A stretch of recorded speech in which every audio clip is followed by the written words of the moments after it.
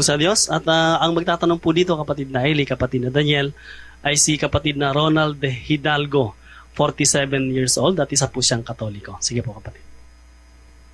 Tanong ko lang po kung may mababasa po ba sa Biblia tungkol po dun sa kung ano ang matimbang, kung ang lalaki ay ng babae o ang babae ay ng lalaki.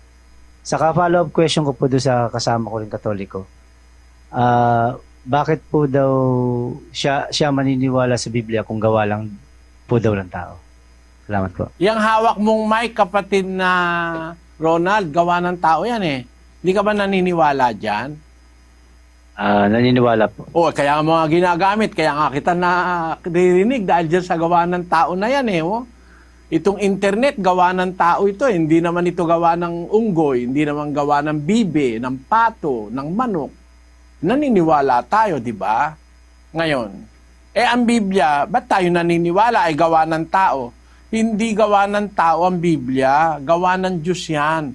Kinasangkapan lang ang tao para magawa yung Biblia. Pero ang Diyos talaga pinanggalingan yan. Parang ikaw, kung may anak ka, yung anak mo gawa ng Diyos yun eh. Kasangkapan ka lang. Nagsiping kayong mag-asawa, tapos na-fertilize yung egg, pagkatapos lumaki yung fetus, pagkaraan ng 9 na buwan, wala ka nang ginagawa nun, ano? Pero yung paglaki ng bata at yung buhay ng bata, gawa na ng Diyos yun eh. Oh, di ba? Ikaw ba, hindi ka ba naniniwala na yung ginawa mong bata totoo? Kasangkapan ka ng Diyos para makagawa siya ng maraming tao, di ba? Iniwala ka. Ang ibig kong sabihin, yung Biblia, ganun din.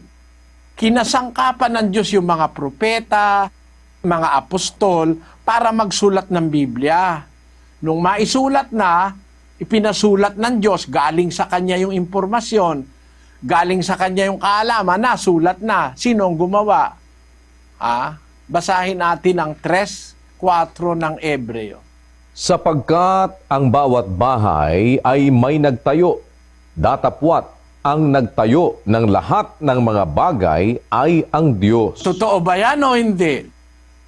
Bawat bahay may nagtayo. Bahay mo, itinayo siguro ng karpintero. Hindi ko kilala yon, pero may nagtayo ng bahay mo, sigurado. Yun ng bubuyog, may bahay din yun eh. Ang nagtatayo yung bubuyog, no? Yung bahay mo, ikaw ang nagtayo o kaya ang karpintero, no?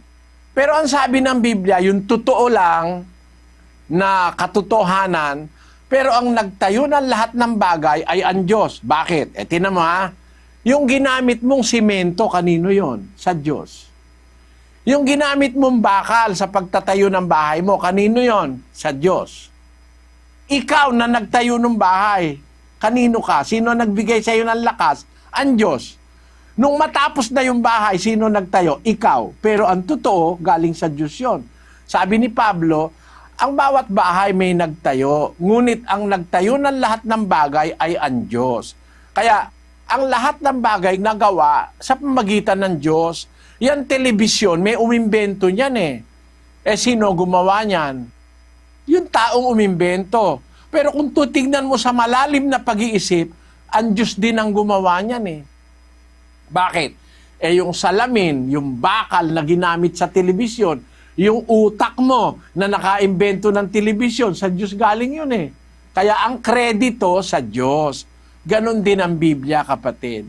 Ang Biblia sinulat ng mga apostol, sinulat ng mga propeta, sinulat ng mga ebanghelista, pinagsama-sama ng tao. Ngayong nabuo na, sinong gumawa? Tao. Pero paano nagawa? Pinagawa ng Diyos. Ayaw ka bang maniwala?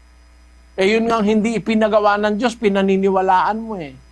Wala ka namang mababasa, sabi ng Diyos, gumawa ka ng mikropono. Ngayon, nagsasalita ka sa mikropono, nagagamit mo, naniniwala ka. Kasi, kung hindi sa tao ipasusulat ang Biblia, bawat kasulat sa anghel, hindi mo naman mababasa. Iba ang salita ng anghel kaysa sa salita ng tao. Ipasulat mo sa manok, hindi mo mababasa ng tao. Kasi yung mga taong hindi maintindihan ng sulat, sabi ng iba, sulat manok naman yung sulat mo eh. O ibig sabihin, pagka manok pala susulat, hindi mo maiintindihan. Kaya ginamit ng Diyos ang tao kasi tao ang pinag-uukulan niya na babasa. Ngayon, doon sa isang tanong, yung tanong mo, alin ba mas matimbang na kasalanan? Yung lalaking ng babae o yung babaeng ng lalaki? Pareho lang yun. Hindi ba pareho lang naman yung lalaki at babae sa harap ng Diyos? Sa kanilang katawan? Pareho lang eh. Basahin natin ang Gis 34 ng Gawa. At binuka ni Pedro ang kanyang bibig at sinabi, tunay ngang natatalastas ko na hindi nagtatangi ang Diyos ng mga tao. Ang Diyos hindi nagtatangi ng tao. Ang tao, pare-pareho lang tayo sa Diyos. Sabi nga ng mga tao, we are created equal. Pareho lang naman tayong tao eh. Tao ka pa rin, tao pa rin ako eh. Unano ka, tao ka pa rin. Higanti ka, dahil meron kang disorder sa hormones. Meron tao ngayon, 9 na pie. Dahil meron siyang sakit sa hormones. Tao pa rin siya. Pareho lang tao, nung mataas, yung mababa, pareho rin. Wala pa palang 2 pie yan, ano? Yung nanggaling sa Nepal, si Chandra Bahadur Dangi is the shortest man in recorded history, for whom there is irrefutable evidence measuring 21.5 inches. Tao pa rin yan eh.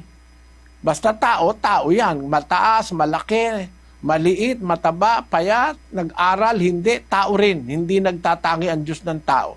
Kaya, halimbawa, lalaki ka, nangalunya ka, ng babae ka, kasalanan yun, bawal kasi. Yung babae, lalaki, bawal din yun. Dapat kasi tapat sa asawa. Sa Malakias 2:15. At di baga siya'y gumawa ng isa, bagaman siya'y may labis na espiritu. At bakit isa? Kanyang hinanap ang lahing makadiyos.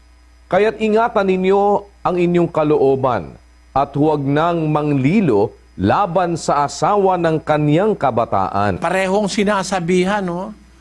Ingatan ninyo ang inyong kalooban. Huwag kayong manglililo o magtatalo sira laban sa asawa ng kabataan mo.